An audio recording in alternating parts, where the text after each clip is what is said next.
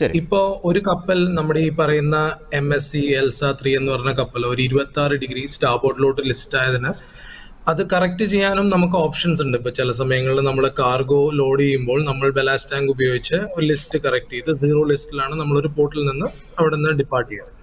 അങ്ങനെ ചെയ്തിട്ട് നമുക്ക് എന്തെങ്കിലും ഒരു കാരണവശാൽ ഒരു ലിസ്റ്റ് വന്നു കഴിഞ്ഞാൽ അത് കറക്റ്റ് ചെയ്യാനുള്ള ബലാസ്റ്റ് ടാങ്കുകളും അതിനനുസരിച്ചുള്ള പമ്പുകളും കാര്യങ്ങളെല്ലാം നമ്മുടെ കപ്പലിൽ തന്നെ ഉണ്ട്.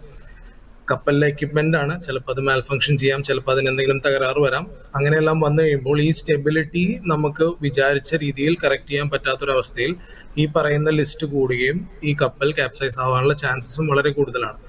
കണ്ടെയ്നർ ഷിപ്സിൽ എസ്പെഷ്യലി ഇതുപോലെ കണ്ടെയ്നേഴ്സിന് നമുക്കൊരു കാർഗോ അങ്ങോട്ടും ഇങ്ങോട്ടും മാറ്റാനുള്ള ഒരു ഓപ്ഷൻ കപ്പൽ വിട്ട് കഴിഞ്ഞാൽ ഇല്ലാത്തതുകൊണ്ട് ആകെയുള്ള ഒരു ഓപ്ഷൻ നമുക്ക് ഈ കാർഗോ ജെറ്റിസണിംഗ് എന്ന് പറയും. നമുക്ക് വേണമെങ്കിൽ ഈ കണ്ടെയ്നർ എടുത്ത് കടലിൽ കളഞ്ഞ് അങ്ങനത്തെ ഈ സ്റ്റെബിലിറ്റി കറക്റ്റ് ചെയ്യുക എന്നുള്ളൊരു ഓപ്ഷനും, അതുപോലെ തന്നെ ഈ ബലാസ്റ്റ് ടാങ്കിലുള്ള വെള്ളം ഉപയോഗിച്ച് ഇതിന്റെ ലിസ്റ്റ് കറക്റ്റ് ചെയ്യാനുള്ള ഒരു ഓപ്ഷനാണ്. അതുകൊണ്ടാണ് ഈ ലിസ്റ്റ് ഉണ്ടായി ഈ കപ്പലിൽ 21 പേര് പോയതിന് ശേഷവും ഈ 3 പേര് കപ്പലിൽ തിരിച്ചുപോയി അതിന്റെ സാൽവേജിന് വേണ്ടി സഹായിക്കാനായിട്ട് ഇപ്പൊ പല ന്യൂസുകളും ഞാൻ കേട്ടു, എന്തുകൊണ്ടാണ് ഈ 3 പേര് കപ്പലിൽ തിരിച്ചു പോയത്, എന്തിനായിരിക്കാം എന്നൊക്കെ പല ചാനലുകളിലും ന്യൂസുകളിൽ കേട്ടായിരുന്നു.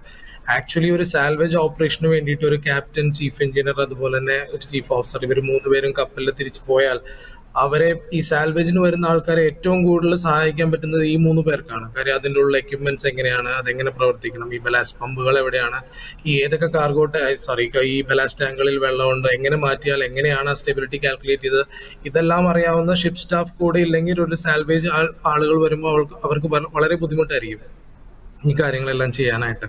അപ്പൊ അതിനു വേണ്ടിയാണ് ഇവർ തിരിച്ച് അതിൽ പോയതും ഈ കാര്യങ്ങളെല്ലാം ഹെൽപ്പ് ചെയ്തു. അതും ഒരു പരിധി കഴിഞ്ഞതിന് ശേഷം അവർക്ക് അതും കൊണ്ടും ഈ കപ്പലിന്റെ ലിസ്റ്റ് തടയാൻ പറ്റില്ല, ഈ കപ്പൽ എന്തായാലും മുങ്ങും എന്നൊരു സ്ഥിതി വന്നപ്പോഴാണ് പിന്നെ INSന്റെ ഒരു വെസൽ വന്നിട്ട് ഇവര് 3 പേരെയും കൂടെ അവിടെ നിന്ന് റെസ്ക്യൂ ചെയ്ത് കൊണ്ടുവന്നത്. മൊത്തം 24 പേരെയും റെസ്ക്യൂ ചെയ്യാൻ പറ്റി എന്നുള്ളത് തന്നെ ഒരു വളരെ വലിയ കാര്യമാണ്. ആളപായമില്ലാതെ ആ കപ്പൽ മുങ്ങി. സതീഷ് സാർ പറഞ്ഞ പോലെ അതിൻ്റെ ഉള്ളിൽ വളരെയധികം റെഗുലേഷൻസ് ഇപ്പൊ എൻഫോഴ്സ് ഉണ്ട്.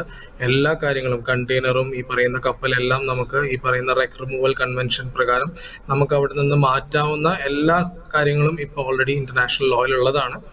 ഈ പറയുന്ന പോലെ സാർ പറഞ്ഞ പോലെ ലൈബീരിയൻ ഫ്ലാഗിന്റെ കേസ് നമ്മളിപ്പോൾ സംസാരിക്കുന്ന ഈ കണ്ടെയ്നർ ആണെങ്കിലും ഈ കപ്പലാണെങ്കിലും വളരെ വലിയൊരു ഓണറിന്റെ കപ്പലാണിത്. അവർക്ക് അതിൻ്റെതായ പ്രൊസീജിയേഴ്സ് ഉണ്ടാവും. ഈ പറയുന്ന ഇൻവെസ്റ്റിഗേഷൻ റിപ്പോർട്ടും കാര്യങ്ങളെല്ലാം ഇവരും ഈ ഫ്ലാഗിന് സബ്മിറ്റ് ചെയ്യാൻ ബാധ്യസ്ഥരാണ്.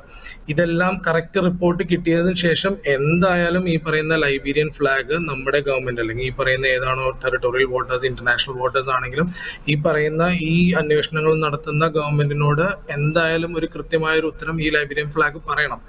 അതെന്തായാലും അവർ പറയും. പക്ഷെ അവർക്കും അതിൻ്റെതായ ഒരു പ്രോട്ടോകോൾ ഉണ്ട്. ഈ പറയുന്ന ഓണറോ നമ്മൾ ഈ പറയുന്ന ഇൻവെസ്റ്റിഗേഷന്റെ ഒരു ഇനീഷ്യൽ റിപ്പോർട്ടോ കാര്യങ്ങളെല്ലാം കിട്ടിയതിന് ശേഷം അവരെന്തായാലും നമ്മുടെ ഗവൺമെന്റിലോട്ട് തിരിച്ചു വരും. എന്താണ് ഇതിന്റെ കൃത്യമായ ഒരു പരിഹാരം എന്നുള്ളത് അവർ വരും എന്നുള്ളത് തന്നെയാണ് എൻ്റെ വിശ്വാസം.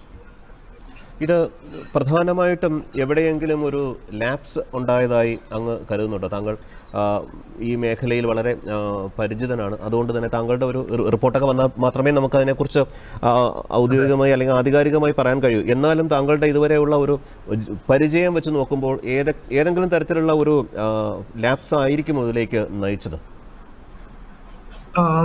നമുക്കതിന്റെ ഒരു കൃത്യമായ ഒരു റിപ്പോർട്ട് കിട്ടാതെ എന്തായിരിക്കും ഇതിന്റെ ഒരു കാരണം എന്ന് പറയാൻ വളരെ ബുദ്ധിമുട്ടാണ്.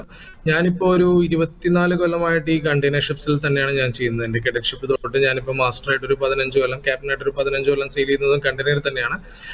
ചില സമയങ്ങളിൽ ലിസ്റ്റ് വരാറുണ്ട്. എസ്പെഷ്യലി ഇതിപ്പോ നമ്മൾ സംസാരിക്കുന്നത് ഒരു ചെറിയ ഫീഡർ വെസലിനെ പറ്റിയാണ്. വെറും 184 മീറ്റർ നീളവും 25 മീറ്റർ വീതിയും ഉണ്ട്. ഈ പറയുന്ന നമ്മുടെ ഇപ്പോഴത്തെ വെതർ കണ്ടീഷൻസിൽ എന്തായാലും ഇതിന്റെ ഒരു റോളിങ്ങും പിച്ചിങ്ങും എല്ലാം ഇതിന്റെ മൂവ്മെന്റ്സ് വളരെ കൂടുതലായിരിക്കും വലിയ കപ്പലുകൾ വെച്ച് നോക്കുമ്പോൾ. ഇപ്പൊ വിഴിഞ്ഞത്ത് വരുന്ന വലിയ 24,000 TU കണ്ടെയ്നർ എല്ലാം ഈ വെതർ കണ്ടീഷൻസിൽ അതൊന്നും അനങ്ങുകൂടിയില്ല. പക്ഷെ ഇതൊരു ചെറിയ കപ്പലാണ്. ഇതിൻ്റെ ഉള്ളിലെ ടാങ്കുകളിൽ നിന്ന് വെള്ളം ഷിഫ്റ്റ് ചെയ്യുമ്പോഴും അല്ലെങ്കിൽ എന്തെങ്കിലും ഒരു കാർഗോയുടെ പ്രശ്നം വന്നാലും നമുക്ക് ഇതിന്റെ ലിസ്റ്റ് കൂടുതലാണ് വരിക. അപ്പൊ അതെല്ലാം വരുമ്പോൾ അത് കറക്റ്റ് ചെയ്യാനുള്ള ഒരു മെക്കാനിസം അതെന്തായാലും പ്രവർത്തനരഹിതമായി കഴിഞ്ഞാൽ എന്തായാലും ഇതിന് നമുക്കൊരു പ്രശ്നം വരാം. പക്ഷെ എന്തുകൊണ്ടാണ് ഈ ലിസ്റ്റ് വന്നതെന്നുള്ള ഒരു കൃത്യമായൊരു ഇത് പറയാതെ നമുക്ക് എന്താണ് സംഭവിച്ചതെന്നൊരു കൃത്യമായിട്ടൊരു ജസ്റ്റ് ഒരു അസംഷനിലോട്ട് വരാൻ ബുദ്ധിമുട്ടാണ്.